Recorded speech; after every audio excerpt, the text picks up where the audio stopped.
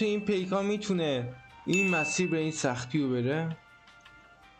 خب پیکان خیلی سرسخته و بهش میخوره که همچین راههایی رو بریم.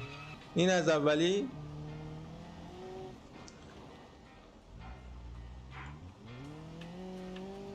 خب این از دومی که آروم اینجا رو ترمز میکنه که خب کمک فنرهای خیلی خوبی داره میدونی.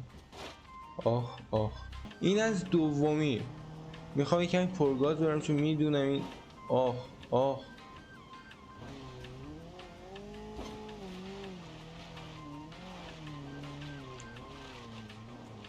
خب دومی رو نتونست بره. حالا سومی که از همه سخت‌تر، یهو دیدی رفت. خیلی بد اومدم، ماشین نابود شد.